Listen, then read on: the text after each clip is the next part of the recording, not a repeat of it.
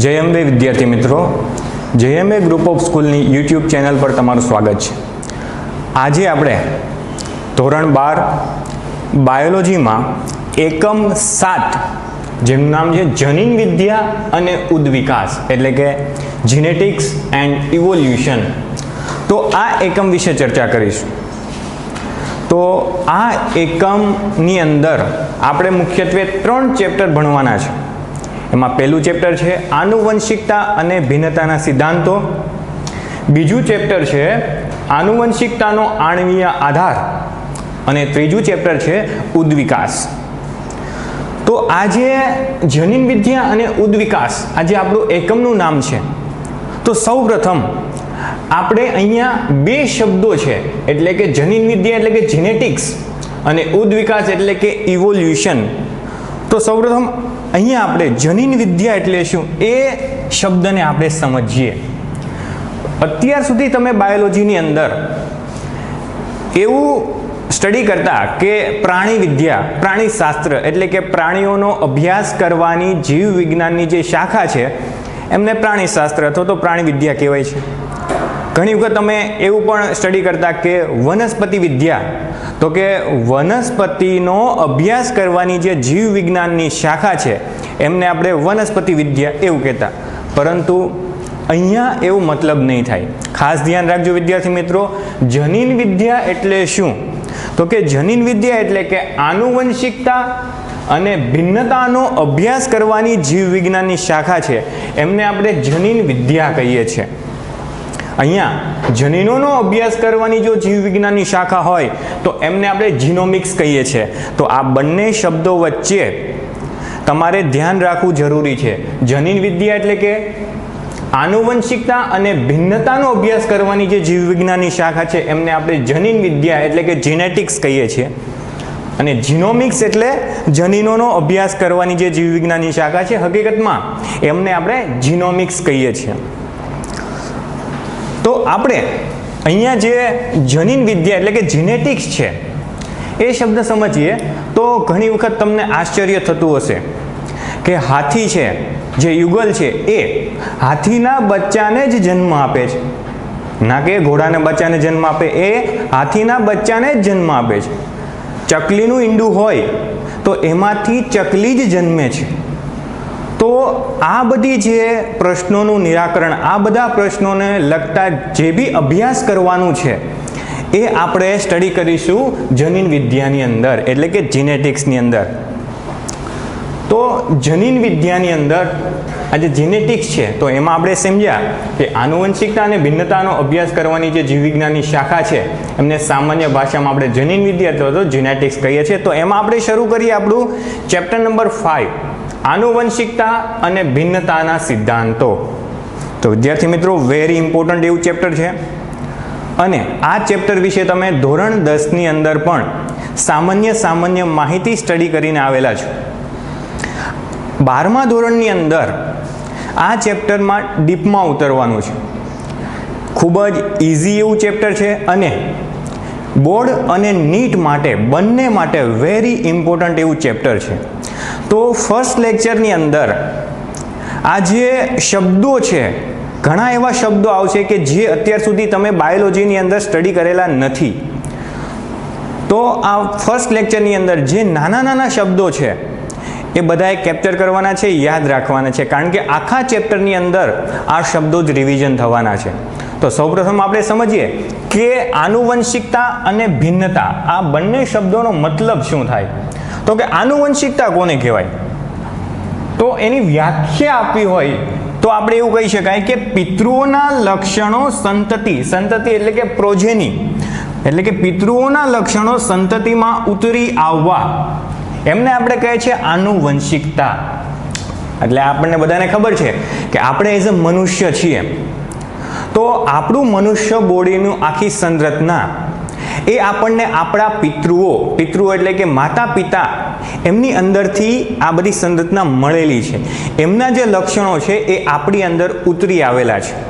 જેમ કે એક લક્ષણની વાત કરીએ કે આપણે 2 હાથ છે અને 2 પગ છે, તો આ એક લક્ષણ છે, એ આપણા પિતૃઓ તરફથી આપણને મળેલું છે। તો આનુવંશિકતાનો મતલબ જ એ થાય છે કે પિતૃઓના લક્ષણો સંતતિ એટલે કે પ્રોજેનીમાં ઉતરી આવવા. અને બીજું ભિન્નતા. ભિન્નતા એટલે શું? તમે ધ્યાનથી અવલોકન કરેલું હશે મિત્રો કે મનુષ્ય એ જે આપણે આપણા માતા પિતા જેવા થોડા ઘણા દેખાઈએ છીએ, આપણા કુટુંબજનો જે ભાઈ બહેન હોય એમની જેવા થોડા ઘણા દેખાઈએ છીએ, પરંતુ આબેહૂબ પ્રતિકૃતિ એટલે કે કોપી એની જેવા જ દેખાતા નથી. એટલે કે પિતૃઓમાંથી જ્યારે સંતતિ જન્મે છે ત્યારે એ જે સંતતિ છે એ આબેહૂબ પ્રતિકૃતિ હોતી નથી, થોડા ભિન્ન હોય છે, થોડા અલગ હોય છે. તો એ જ બાબતને આપણે ભિન્નતા કહીએ છીએ. એટલે કે સંતતિ પિતૃઓની આબેહૂબ પ્રતિકૃતિ હોતી નથી, પરંતુ સંતતિ છે એ પિતૃઓ કરતાં સહેજ ભિન્ન હોય છે. આ બાબતને આપણે કહીએ છીએ ભિન્નતા. તો આ ચેપ્ટરની અંદર જનીન વિદ્યાના જે બે પાયાના સિદ્ધાંતો છે, એટલે કે આનુવંશિકતા અને ભિન્નતા, જેને આપણે જનીન વિદ્યાના પાયાના સિદ્ધાંતો કહીએ છીએ, તો આ ટોપિક ઉપર આપણે ચર્ચા કરીશું.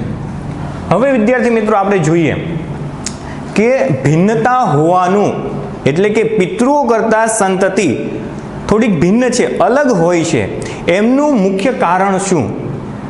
તો કે આ જે સામાન્ય માહિતી છે કે ભિન્નતાનું મુખ્ય કારણ છે લિંગી પ્રજનન, જે આપણે ચેપ્ટર 1ની અંદર સ્ટડી કર્યું કે અલિંગી પ્રજનન અને લિંગી પ્રજનન વચ્ચે મુખ્ય તફાવત શું હોય છે.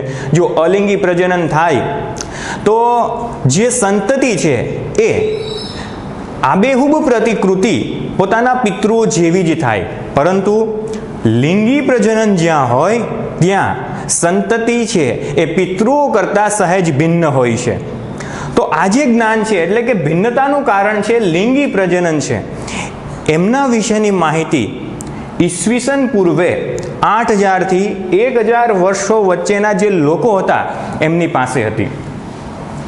એમની એક વાત કરીએ તો બેબીલોન અને એસિરિયાની જે પ્રાચીન સંસ્કૃતિ હતી, અંદાજિત 6000 વર્ષ પહેલાંની જે આ સંસ્કૃતિ છે, બેબીલોન અને એસિરિયાની આ જે પ્રાચીન સંસ્કૃતિના લોકો હતા, એમણે ઘોડા અને ગધેડાઓ વચ્ચે સંકરણ પણ કરાવેલું છે. અને આપણે બધા જાણીએ છીએ ઘોડા અને ગધેડા વચ્ચે જો કૃત્રિમ સંકરણ કરાવીએ તો ખચ્ચર બને. તો આ જે ખચ્ચર કૃત્રિમ રીતે જે સંકરણ કરાવીને બનાવવાની રીત છે એ બેબીલોન અને એસિરિયાની જે પ્રાચીન સંસ્કૃતિ છે, જે 6000 વર્ષ પહેલાંની સંસ્કૃતિ છે, ત્યાંના લોકો પણ એ કૃત્રિમ સંકરણ કરાવતા હતા. એટલે કે આ જે નોલેજ છે, આ જે માહિતી છે ઘણા વર્ષો જૂની છે, પરંતુ એ સમયમાં કોઈ વૈજ્ઞાનિક સિદ્ધાંતો એમની પાસે હતા નહીં, માત્ર એ જાણતા હતા કે હા આવી રીતે પ્રોસેસ હોય છે. આપણે ભારતની અંદર પણ વાત કરીએ તો કૃત્રિમ રીતે પસંદગી કરાયેલ જે પંજાબની શાહીવાલ ગાય છે એ પણ ઘણા વર્ષોથી આપણા ભારતની અંદર છે. જે પંજાબની શાહીવાલ ગાયો આપણે કહીએ છીએ એ પણ કૃત્રિમ રીતે એટલે કે કૃત્રિમ સંકરણ કરીને બનાવેલી એક નવી જાત છે. તો આ જે માહિતી છે એટલે કે આનુવંશિકતાની જે માહિતી હતી એ લોકો પાસે હતી જ, પરંતુ એની પાસે એ જે પાયાના સિદ્ધાંતો હોય છે એ જે માહિતીની અંદર જે સિદ્ધાંતો કઈ રીતે કાર્ય કરે એમની માહિતી નથી. તો સૌ પ્રથમ એ માહિતી આપનાર વૈજ્ઞાનિક કોણ છે? તો એમના વિશે આપણે ચર્ચા કરીએ. તો સૌ પ્રથમ એ માહિતી આપનાર વૈજ્ઞાનિક છે જ્યોર્જ ગ્રેગર મેન્ડલ. યાદ રાખો વિદ્યાર્થી મિત્રો, ધોરણ 10 ની અંદર પણ તમે આ મેન્ડલ વિશે તમે અભ્યાસ કરેલો છે. તો જ્યોર્જ ગ્રેગર મેન્ડલ એમણે એ હકીકતમાં એક મેથેમેટિશિયન હતા, ગણિત શાસ્ત્રી હતા અને ગણિત શાસ્ત્રીના પ્રોફેસર પણ હતા. પરંતુ એમણે 1856 થી 1863 સુધી એણે વટાણાના છોડ ઉપર ઘણા બધા પ્રયોગો કર્યા અને એને એ જે પ્રયોગો છે એને ગાણિતિક રીતે પણ રજૂઆત કરી. અને આજે જ્યોર્જ ગ્રેગર મેન્ડલે જે 7 વર્ષ સુધી વટાણાના છોડ ઉપર જે પ્રયોગો કર્યા અને એને અંદાજિત 1865 નિયર બાય એ જે રિસર્ચ હતું એમને પ્રકાશિત કરવામાં આવ્યું. પરંતુ ત્યારના સમયમાં બાયોલોજીને મેથેમેટિકલ રીતે રજૂ કરીને જે મેન્ડલે જે કાર્ય કર્યું હતું તો લોકો દ્વારા એને સ્વીકારવામાં આવ્યું નહીં, કારણ કે પહેલી વખત કોઈએ બાયોલોજી જે આખી સ્ટ્રીમ છે, બાયોલોજી જે લાઈન છે એમને મેથેમેટિકલ રીતે રજૂ કરી હતી, તો ત્યારના સમયમાં એ લોકોએ એમને સ્વીકારી નહીં. અને ફરીથી જ્યોર્જ ગ્રેગર મેન્ડલનું જે કાર્ય છે એ 19મી સદીની શરૂઆતમાં ફરી વખત પ્રકાશિત થયું, અને ત્યારે એમણે આપેલા જે સિદ્ધાંતો છે, એમણે આપેલા જે માહિતી છે એ લોકો દ્વારા એક્સેપ્ટ કરાઈ, અને લોકોએ ત્યારે એમને જનીન વિદ્યાના પિતા તરીકે સ્વીકૃત કર્યા. તમે વિચાર કરી શકો છો મિત્રો, જ્યારે લોકોએ ગ્રેગર મેન્ડલને જનીન વિદ્યાના પિતા તરીકે એક્સેપ્ટ કર્યા, ત્યારે એ હકીકતમાં આ દુનિયામાં હતા પણ નહીં, એમની હયાતી પણ ના હતી. તો આપણે જોઈએ કે જ્યોર્જ ગ્રેગર મેન્ડલે જે 7 વર્ષ સુધી વટાણાના છોડ ઉપર પ્રયોગો કર્યા, એ પ્રયોગો ક્યાં છે અને એ પ્રયોગોને આધારે એમણે કેવા સિદ્ધાંતો આપેલા છે એમના વિશે આપણે ચર્ચા કરીએ. તો મેન્ડલે જે બી પ્રયોગો કરેલા છે એમાં એમણે વટાણાની એક જાતને પસંદ કરી. એનું સાયન્ટિફિક નેમ છે પીસમ સટાઇવમ. તો પીસમ સટાઇવમ નામની જે વટાણાની જાત હતી એમને પસંદ કરી. શા માટે? તો એમની માટેના ઘણા બધા કારણો પણ આપણે બુક્સમાં આપેલા છે. જેમ કે આ જે વટાણાની જાત છે એમનો ઉછેર કરવો સરળ હતો. બીજું, એમની અંદર કૃત્રિમ રીતે સંકરણ કરાવવું સહેલું હતું. સાથે સાથે એમને સરળતાથી ઉછેરી શકાતા હતા, અને એમની અંદર વિવિધ વિરોધાભાસી લક્ષણો પણ દેખાતા હતા. એટલા માટે ગ્રેગર મેન્ડલે વટાણાની જે જાત પસંદ કરી છે એમનું નામ છે પીસમ સટાઇવમ. તો વટાણાની જે છોડ છે એના ઉપર પ્રયોગો કર્યા.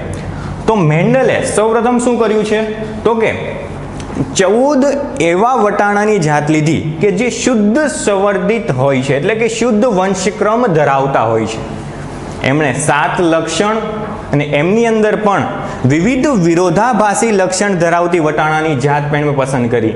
તો એમણે ધારો કે એક લક્ષણવાળા વટાણાની છોડ પસંદ કરી, જેમ કે એમણે લક્ષણ લીધું પ્રકાંડની ઊંચાઈ, તો એની 2 અભિવ્યક્તિ હતી, તો કે એ ઊંચા હોય છે અથવા તો નીચા હોય છે. બીજું, પુષ્પનો રંગ, તો કે જાંબલી અથવા તો સફેદ. ત્રીજું, પુષ્પનું સ્થાન એ કક્ષીય એટલે કે કક્ષમાં હોય છે અથવા તો અગ્રીય એટલે કે ઉપરના ભાગમાં હોય છે. ચોથું, શીંગનો આકાર લીલો અથવા તો પીળો. શીંગનો રંગ લીલો અથવા તો પીળો. શીંગનો આકાર ફૂલેલી શીંગ અને સંકુચિત શીંગ. બીજનો આકાર ગોળ અથવા તો ખરબચડો, અને બીજનો રંગ પીળો અથવા તો લીલો. તો આવા 7 લક્ષણ અને એમની વિરુદ્ધ અભિવ્યક્તિ ધરાવતી 14 શુદ્ધ સંવર્ધિત એટલે કે શુદ્ધ વંશક્રમ ધરાવતી વટાણાની જે જાત છે એમને પસંદ કરી. તો અહીંયા આપણને 2 શબ્દો સામે છે કે લક્ષણ એટલે શું અને અભિવ્યક્તિ એટલે શું. તો તમે વિચાર કરો વિદ્યાર્થી મિત્રો, ધારો કે વટાણાનો એક છોડ છે, તો આ જે વટાણાના છોડ છે એમની કોઈ ચોક્કસ ઊંચાઈ હશે, હાઈટ હશે. તો આ જે ઊંચાઈ છે એ એમનું લક્ષણ થયું. યાદ રાખો વિદ્યાર્થી મિત્રો, આપણે વિચાર્યું કે કોઈ વટાણાનો છોડ છે એમનું એક લક્ષણ લઈએ તો ઊંચાઈ એ શું છે? એક લક્ષણ છે. હવે અહીંયા જે મેન્ડલે જે વટાણાના છોડ લીધા હતા, તો એમાં જે ઊંચા છોડ હતા એમની એવરેજ ઊંચાઈ, સરેરાશ ઊંચાઈ 2 મીટર જેટલી હતી. સરેરાશ ઊંચાઈ હતી 2 મીટર જેટલી. અને આ જે નીચા છોડ હતા એમની સરેરાશ ઊંચાઈ હતી 1.5 મીટર જેટલી. એટલે કે એક જ લક્ષણ છે, લક્ષણ એક જ છે, પરંતુ એની 2 અભિવ્યક્તિ છે, એવી રીતે આપણે કહી શકાય. એટલે કે ઊંચા છોડ છે એ 2 મીટર જેટલી હાઈટ ધરાવે છે, 2 મીટર જેટલી ઊંચાઈ ધરાવે છે, જ્યારે નીચા છોડ છે એ 1.5 મીટર જેટલી ઊંચાઈ ધરાવે છે. તો જાતિઓમાં લક્ષણ માટે 2 અભિવ્યક્તિઓ હોઈ શકે. જાતિઓમાં કોઈ એક લક્ષણ માટે 2 કરતાં પણ વધારે અભિવ્યક્તિ હોઈ શકે, પરંતુ અહીંયા જે મેન્ડલે છે એ એક લક્ષણ માટે 2 વિરુદ્ધ અભિવ્યક્તિઓ હોય એમને સ્વીકાર કરેલું છે અને એમની ઉપર પ્રયોગો કરેલા છે. અહીંયા મેં તમને કીધું કે જે વટાણાની જાત છે, પિસમ સટાઇવમ નામની જે વટાણાની જાત છે, એમને શુદ્ધ સંવર્ધિત વટાણાની જાત લીધી. તો આ શુદ્ધ સંવર્ધિત એટલે કે શુદ્ધ વંશક્રમ ધરાવતી વટાણાની જાત એટલે શું? તો કે એને સામાન્ય શબ્દોમાં એવું કહી શકાય કે 3 પેઢી સુધી એ લક્ષણની અભિવ્યક્તિ જાળવી રાખતા હોય એમને શુદ્ધ વંશક્રમ કહેવાય, એટલે કે શુદ્ધ સંવર્ધિત જાત એવું કહેવાય. આપણે એક ઉદાહરણ દ્વારા સમજીએ.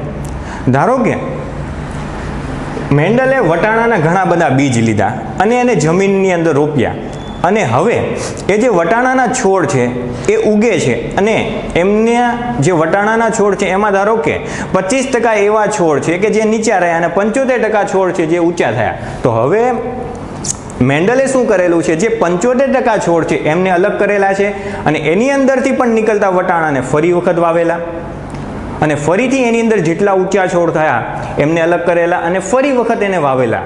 તો 3 પેઢી સુધી એમનું એક ચોક્કસ લક્ષણ જાળવી રાખતા હોય, એટલે કે 3 પેઢી સુધી એ લક્ષણની અભિવ્યક્તિ જાળવી રાખતા હોય એવા એમણે વટાણાના છોડને પસંદ કર્યા. તો અહીંયા આપણે કીધું કે 3 પેઢી સુધી જે લક્ષણની અભિવ્યક્તિ જાળવી રાખતા હોય એને શુદ્ધ વંશક્રમ અથવા તો શુદ્ધ સંવર્ધિત જાતો કહેવાય છે. તો અહીંયા 14 અભિવ્યક્તિ ધરાવતી જે વટાણાની જાતો છે એ બધી જ કેવી હતી? તો કે શુદ્ધ વંશક્રમ ધરાવતી, એટલે કે શુદ્ધ સંવર્ધિત જાતો. હવે વિદ્યાર્થી મિત્રો આપણે જોઈએ કે મેન્ડલે કયા પ્રકારના પ્રયોગો કરેલા છે. તો મેન્ડલનો પ્રથમ પ્રયોગ છે એક સંકરણનો પ્રયોગ. વિદ્યાર્થી મિત્રો યાદ રાખજો, મેન્ડલનો પ્રથમ પ્રયોગ છે એક સંકરણનો પ્રયોગ. તો કે એક સંકરણનો પ્રયોગ એટલે શું? તો કે એક લક્ષણને ધ્યાનમાં રાખીને કરવામાં આવતો જે પ્રયોગ છે એમને એક સંકરણનો પ્રયોગ કહેવાય છે.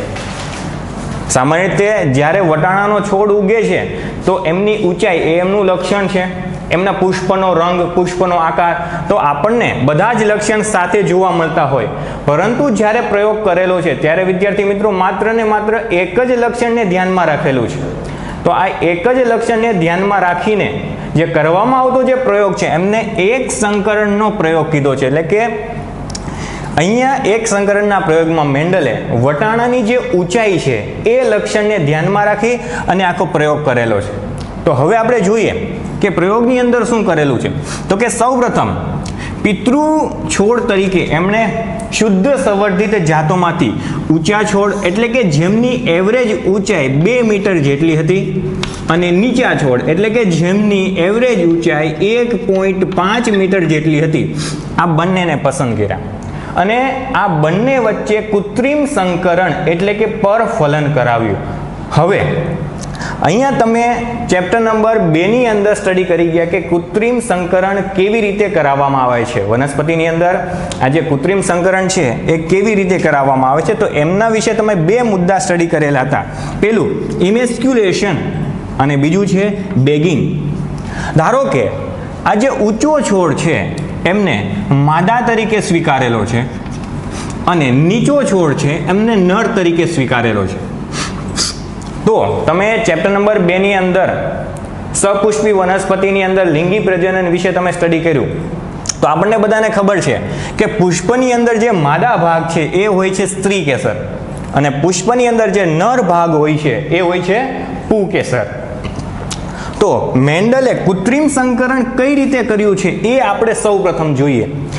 જે માદા છોડ હતા એમની અંદર જ્યારે પુષ્પો આવ્યા અને એ પુષ્પો જ્યારે ખીલેલા ન હતા, એટલે કે પુષ્પ હજુ સંકુચિત અવસ્થામાં હતું, એ સમય દરમિયાન એટલે કે અપરિપક્વ જ્યારે પુષ્પ હતું એ સમય દરમિયાન જે માદા છોડની અંદર જે પુષ્પ છે એ પુષ્પની અંદરથી ચીપિયા વડે પુંકેસરોને અલગ કરી દીધા.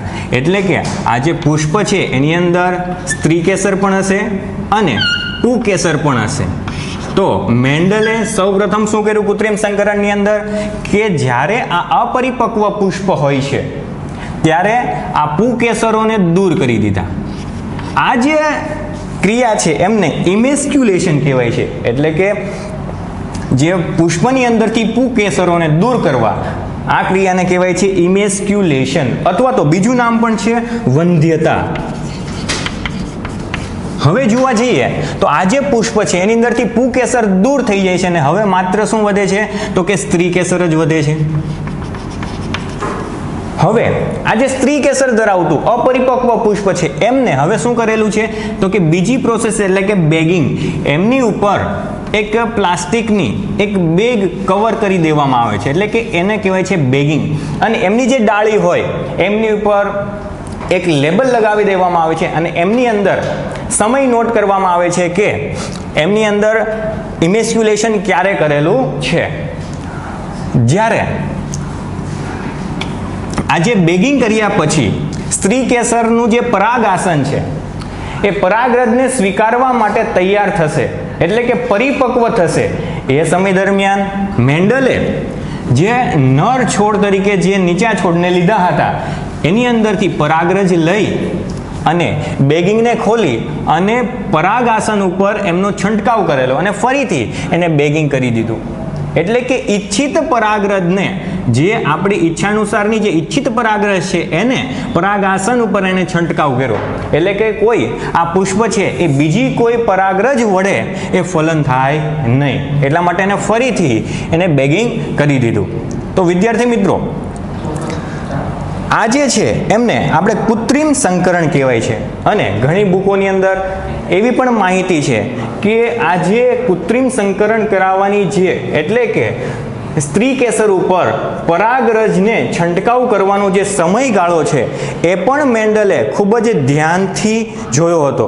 કારણ કે એમને જે આ કૃત્રિમ સંકરણ કરાવવાનો જે સમયગાળો છે એને બી હવર્સની અંદર એમણે કરાવ્યું હતું. બી હવર્સ એટલે કે સવારનો જે 5 થી 7 વાગ્યાનો જે સમયગાળો હોય એ સમય દરમિયાન કુદરતી રીતે મધમાખીઓ હોય એ પરાગનયન કરાવતી હોય છે.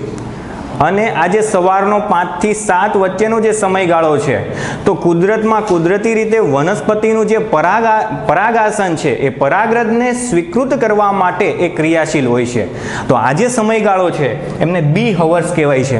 તો કે જ્યારે પરાગાસન પરાગરજને સ્વીકૃત કરી શકે એવી કન્ડિશનમાં હોય, એટલે કે બી હવર્સની અંદર જે મેન્ડલે એ કૃત્રિમ સંકરણ કરાવેલું હતું. અને એમણે જોયું કે એની પછીની જે પેઢી થઈ એટલે કે F1 પેઢી થઈ તો કે એની અંદર બધા જ છોડ કેવા થયા? ઊંચા થયા. હવે આ જે ઊંચા છોડ છે એમની વચ્ચે પણ ફરીથી સ્વફલન કરાયું અને સ્વફલન કરાવ્યા પછી પણ જે પછીની પેઢી મળી એમને કીધું F2 પેઢી. અને F2 પેઢીમાં શું થયું તો કે 75% છોડ એટલે કે 75% જે છોડ છે એ ઊંચા થયા, જ્યારે 25% છોડ છે એ કેવા થયા? નીચા થયા. તો અહીંયા જે મેન્ડલે એક સંકરણનો પ્રયોગ કરાયો એની અંદર પિતૃ તરીકે ઊંચા છોડ અને નીચા છોડને પસંદ કર્યા અને ફરીથી એણે પરફલન કરાવ્યું અને F1 પેઢી પ્રાપ્ત થઈ જેની અંદર બધા છોડ ઊંચા હતા. F1 પેઢીની અંદર સ્વફલન કરાવ્યું અને F2 પેઢી પ્રાપ્ત થઈ જેની અંદર 75% છોડ કેવા હતા? ઊંચા હતા અને 25% છોડ કેવા હતા? નીચા હતા. હવે તમને વિચાર આવતો હશે કે સર, ઊંચા છોડ તરીકે માદાને પસંદ કરેલી અને નીચા છોડ તરીકે નરને પસંદ કરેલી એટલા માટે આવું રિઝલ્ટ મળેલું હશે. તો મેન્ડલે શું કરેલું છે કે એના બીજા જે બી પ્રયોગો છે એમની અંદર ઊંચા છોડ તરીકે નર લીધા છે અને નીચા છોડ તરીકે માદા લીધા છે. તો આ પ્રકારનું જે સંકરણ કરવામાં આવે એને વિરુદ્ધ સંકરણ પણ કહેવાય છે. તો વિરુદ્ધ સંકરણ જ્યારે એણે કરાયું ત્યારે પણ એને આ જ પરિણામ પ્રાપ્ત થયું. તો આજે મેન્ડલે એક સંકરણનો પ્રયોગ જે કર્યો કે F2 પેઢીની અંદર એને 75% છોડ ઊંચા પ્રાપ્ત થયા અને 25% છોડ નીચા પ્રાપ્ત થયા, એ માત્ર એક જ વખત કરેલો પ્રયોગ નહોતો, એમણે ઘણા બધા છોડ ઉપર કરેલો પ્રયોગ છે. એટલે કે અંદાજિત આજે F2 પેઢીનું જે રિઝલ્ટ છે એ નિયર બાય 1000 છોડની અંદર એણે જોયેલું હતું. એની અંદરથી 75% એવરેજમાં ઊંચા હતા અને 25% એવરેજમાં નીચા હતા. હવે આપણે સમજીએ કે એક સંકરણનો જે પ્રયોગ મેન્ડલે કરેલો છે એની પરથી મેન્ડલે કયા તારણો આપ્યા અને એમની પરથી આ જે એક સંકરણના પ્રયોગ છે એની પરથી એમણે કયા નિયમો આપ્યા, તો આ નિયમોને આપણે હવે સ્ટડી કરીએ. તો એક સંકરણના પ્રયોગને આધારે મેન્ડલનું મંતવ્ય. તો પેલું મંતવ્ય છે કે એમણે રજૂ કર્યું કે આનુવંશિકતા માટે જવાબદાર હોય છે કારકો. કારકો એટલે ફેક્ટર્સ. સામાન્ય રીતે આ જે આનુવંશિકતા આપણે જોઈ એક સંકરણના પ્રયોગમાં, તો એની માટે જવાબદાર છે કારકો. કારકો એટલે કે કોઈ ફેક્ટર. હકીકતમાં ત્યારે જોવા જઈએ તો એ સમયગાળામાં એટલે કે 1856 થી 1863 ની વાત કરીએ તો એ સમયગાળાની અંદર બાયોલોજીની અંદર એટલું બધું રિસર્ચ પણ થયેલું નહોતું કે જીનેટિકના લેવલે એટલે કે રંગસૂત્રીય લેવલે કે જનીન લેવલે એટલું બધું રિસર્ચ થયેલું હતું નહીં. એટલા માટે મેન્ડલે ખાલી એટલું કીધું કે આ જે આનુવંશિકતા થઈ એની માટે કોઈ જવાબદાર કોઈ કારણ હોવું જોઈએ, કોઈ કારક હોવું જોઈએ. એટલે કે એમને નામ આપ્યું કારક અથવા તો ફેક્ટર્સ. અને બીજું મહત્વનું મંતવ્ય એ હતું કે કારકો છે એ હંમેશા જોડમાં હોય. સરસ મજાનું બીજું મંતવ્ય હતું કે કારકો છે એ હંમેશા જોડમાં હોય છે. આ જે એક લક્ષણ માટેના જે કારકો જોડમાં હોય છે એમને વૈકલ્પિક કારક અથવા તો એલએલ કહેવાય છે. તો વિદ્યાર્થી મિત્રો જોઈએ કે એક લક્ષણ માટેના કોઈ બે કારકો હોય છે અને આ બંને કારકો કેવા હોય છે? જોડમાં હોય છે. આવું મંતવ્ય મેન્ડલનું હતું. અને આપણે જોઈએ કે એક લક્ષણ છે ઊંચાઈ. તો ઊંચાઈ છે તો આમાં જોઈએ કે આ જે નીચા છોડ છે તો એમની માટેનું જે કારકો છે એ નીચા છોડ એટલે કે એક લક્ષણ માટેના કારકો કેવા છે? તો કે જોડમાં છે. આવું એક સંકરણના પ્રયોગના આધારે મેન્ડલનું મંતવ્ય હતું. તો આ બંને શબ્દો વિદ્યાર્થી મિત્રો યાદ રાખજો, કારણ કે બંને શબ્દો આખા ચેપ્ટર દરમિયાન ફરીથી આવવાના છે. તો આનુવંશિકતા માટે જવાબદાર કોણ હોય છે? કારકો. પરંતુ અત્યારના આધુનિક સમયગાળામાં આપણને ઘણા બધા રિસર્ચને આધારે આપણે કહીએ છીએ કે આ જે કારકો છે એ હકીકતમાં શું છે? તો કે જનીનો છે. અને બીજું શું મંતવ્ય હતું? તે કારકો હંમેશા કેવા હોય છે? તો કે જોડમાં હોય છે, જેમને વૈકલ્પિક કારકો અથવા તો એલએલ કહેવાય છે. હવે આપણે જોયું કે આ શુદ્ધ નીચા છોડ છે અને શુદ્ધ ઊંચા છોડ છે અને કારકો પણ કેવા છે? તો કે જોડમાં છે. હવે સરસ મજાનો એક નિયમ છે જે મેન્ડલે આપેલો છે. એ નિયમનું નામ છે વિશ્લેષણનો નિયમ અથવા તો એમને કહીએ છીએ જન્યુની શુદ્ધતાનો નિયમ. ખાસ બધાએ આ નિયમ યાદ રાખવો જરૂરી છે. આ નિયમ શું હતો? તો કે જન્યુ નિર્માણ વખતે કારકો અલગ અલગ પ્રજનન કોષમાં વહેંચાય છે. તો અહીંયા ખાસ બાબત એ ધ્યાન રાખવી જરૂરી છે વિદ્યાર્થી મિત્રો કે એમણે મેન્ડલે એક સંકરણના પ્રયોગને આધારે વિશ્લેષણનો નિયમ જે આપેલો છે એ વિશ્લેષણના નિયમમાં શું કીધું કે જન્યુ નિર્માણ વખતે જે બે કારકો હોય છે એ અલગ અલગ પ્રજનન કોષોમાં વહેંચાય છે. એટલે શું? તો કે આ જે શુદ્ધ નીચા છોડ છે એમની માટેના બે કારક છે જે જોડમાં છે, પરંતુ જ્યારે લિંગી પ્રજનન થાય છે, જ્યારે પરાગરજનું ધારો કે નિર્માણ થાય છે, તો આ જે બે જન્યુ કોષો બને છે તો દરેક જન્યુ કોષની અંદર એક એક કારક વહેંચાય છે.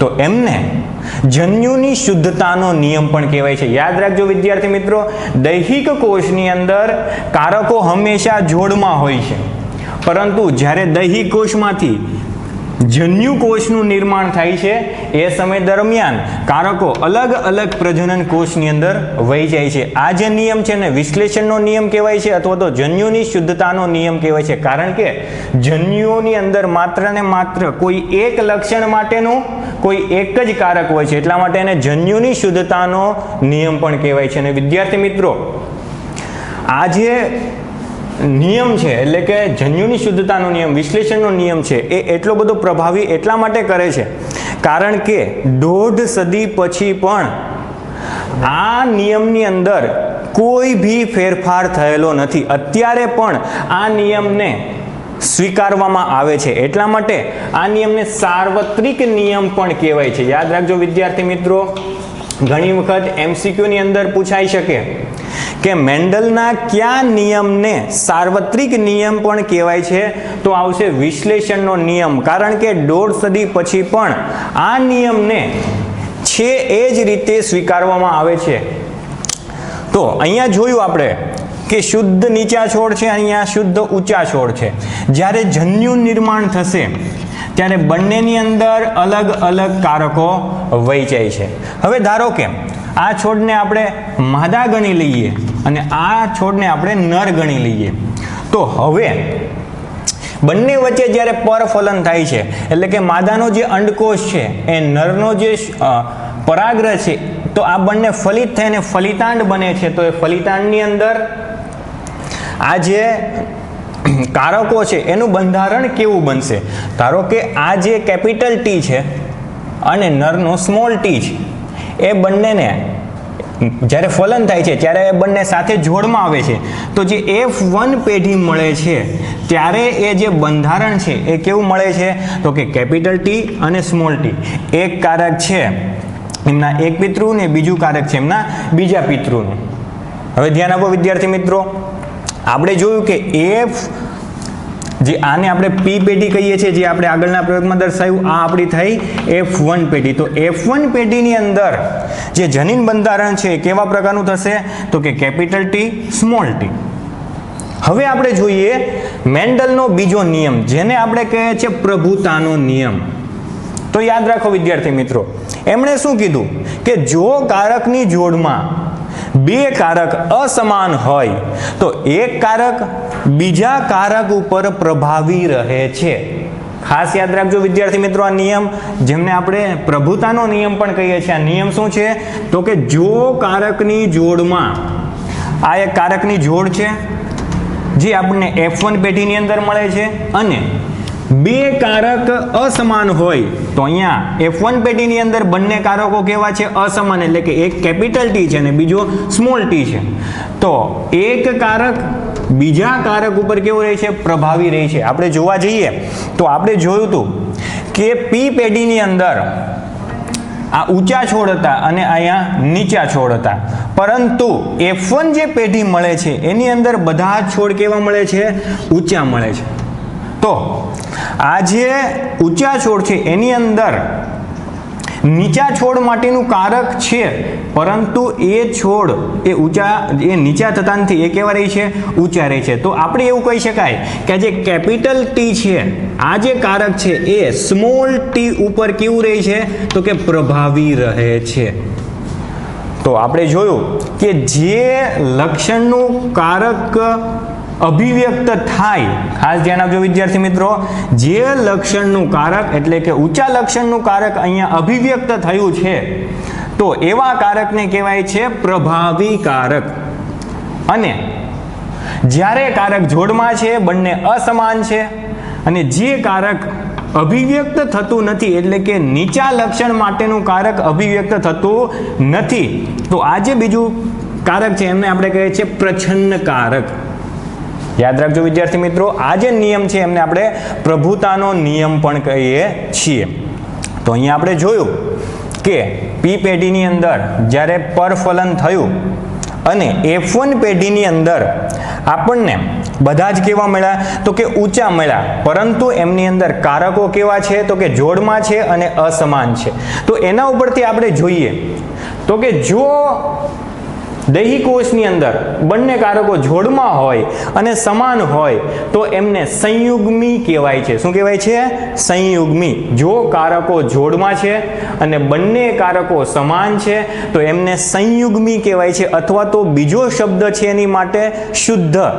તો અહીંયા જે આ જે છોડ છે, એટલે કે જેની અંદર સ્મોલ ટી બંને કારકો જોડમાં છે અને બંને સરખા છે, તો એની માટે શબ્દ છે સંયુગ્મી અથવા તો શુદ્ધ. અને એમની ઊંચાઈ કેવી છે? તો કે નીચી છે, એટલા માટે એને કહેવાય શુદ્ધ નીચા અથવા તો સંયુગ્મી નીચા. આ બાબત યાદ રાખવી જરૂરી છે. હવે F1 પેઢીની અંદર જોવા જઈએ તો કે એમની અંદર બંને કારકો જોડમાં છે, બંને કારકો અસમાન છે, પરંતુ એ છોડ છે કેવા ઊંચા છે, કારણ કે પ્રભાવી જે કારક કેપિટલ ટી છે એ પ્રચ્છન્ન કારક ઉપર પ્રભાવી છે. તો અહીંયા જોવા જઈએ તો કે જોડમાં રહેલા બંને કારકો અસમાન છે. તો અહીંયા જે ઊંચા છે એમ જ નહીં લખવાનું, પરંતુ અહીંયા તમારે લખવું પડશે કે વિષમ યુગ્મી, કારણ કે બંને કારકો કેવા છે, અલગ અલગ છે. તો વિષમ યુગ્મી ઊંચા, અથવા તો એમની માટે બીજો શબ્દ છે મિશ્ર ઊંચા, કારણ કે અહીંયા બંને કારકો સાથે છે, મિશ્ર છે. તો અહીંયા તમને આ શબ્દ પણ સમજવો જરૂરી છે કે સંયુગ્મી એટલે શું, તો કે બંને કારકો સરખા હોય ત્યારે તમારે સંયુગ્મી શબ્દ વાપરવાનો, અને વિષમયુગ્મી અથવા તો મિશ્ર એટલે કે જોડમાં જે બંને કારકો છે એ અલગ અલગ હોય ત્યારે એમની માટે મિશ્ર અથવા તો વિષમયુગ્મી એવો શબ્દ તમારે વાપરવાનો. હવે વિદ્યાર્થી મિત્રો આપણે જોઈએ કે F1 પેઢીની અંદર મેન્ડલે સંકરણ કરાવ્યું અને જે F2 પેઢી મેળવી, તો F2 પેઢીની અંદર એને શું જોયું કે 75% જે છોડ છે એ ઊંચા થયા અને 25% છોડ છે એ નીચા થયા. તો અહીંયા આપણે જોઈએ કે બે શબ્દ છે કે સ્વરૂપ પ્રકાર અને જનીન પ્રકાર. તો કે સ્વરૂપ પ્રકાર એટલે શું, તો કે સ્વરૂપ આપણને દેખાય, તો કે આપણે જોઈ શકીએ. જેમ કે વનસ્પતિની ઊંચાઈ છે તો ઊંચાઈને આપણે જોઈ શકીએ છીએ, બરોબર છે વિદ્યાર્થી મિત્રો. તો આ જે ઊંચા અથવા તો નીચા છોડ કેટલા છે તો એમને આપણે કહીએ છીએ સ્વરૂપ પ્રકાર. શું કહેવાય છે? સ્વરૂપ પ્રકાર. એટલે કે અહીંયા જોવા જઈએ તો કે 75% છોડ છે એ કેવા છે? ઊંચા છે, અને 25% છોડ છે એ કેવા છે? નીચા છે. તો અહીંયા આપણને સ્વરૂપ પ્રકાર કેવું મળે, તો કે 3:1 નું આપણને સ્વરૂપ પ્રકાર મળે એવું આપણે કહી શકાય. હવે આપણે જોઈએ જનીન પ્રકાર. તો કે જનીન પ્રકારની અંદર શું હોય છે, તો કે આપણે સામાન્ય રીતે જોવા જઈએ તો જનીનો છે, જનીનોને આપણે જોઈ શકતા નથી, એ તો કોષની અંદર હોય છે, એમને આપણે નરી આંખે જોઈ શકતા નથી. તો એમને આપણે કહીશું જનીન પ્રકાર. તો અહીંયા F2 પેઢી જે મળે છે વિદ્યાર્થી મિત્રો, તો F2 પેઢીની અંદર જનીન પ્રકાર કેવો હોય છે, તો કે અહીંયા જોવા જઈએ તો કે કેપિટલ T એ કેટલા છે? 1, કેપિટલ T સ્મોલ t એ કેટલા છે? 2, અને સ્મોલ t એ કેટલા છે? 1. તો અહીંયા આપણને જે જનીન પ્રકાર મળે છે એ જનીન પ્રકાર કેવો થયો? 1:2:1. તો અહીંયા એક સંકરણના પ્રયોગમાં સ્વરૂપ પ્રકાર તમારો થયો 3:1 અને જનીન પ્રકાર તમારો થયો 1:2:1. તો વિદ્યાર્થી મિત્રો અહીંયા જે મેન્ડલે એક સંકરણનો જે પ્રયોગ આપણને આપેલો છે અને એના આધારે જે મંતવ્યો આપેલા છે એ મંતવ્યોની અંદર મુખ્ય આ બાબતો યાદ રાખવી. મુખ્ય બે નિયમ છે, વિશ્લેષણનો નિયમ અથવા તો જન્યુની શુદ્ધતાનો નિયમ, બીજો નિયમ છે પ્રભુતાનો નિયમ. તો અહીંયા ઘણા બધા એવા શબ્દો છે કે જે હવે ચેપ્ટરની અંદર ફરીથી આવવાના છે. તો તમારે આ બધા જ શબ્દો ઉપર ભાર આપી અને ધ્યાન આપવું અને શબ્દોને રિવાઇઝ કરવા. હવે નેક્સ્ટ લેક્ચરની અંદર આ જે એક સંકરણનો પ્રયોગ છે તો એમને પુનેટ સ્ક્વેરની મદદથી આપણે સમજીશું. જય અંબે.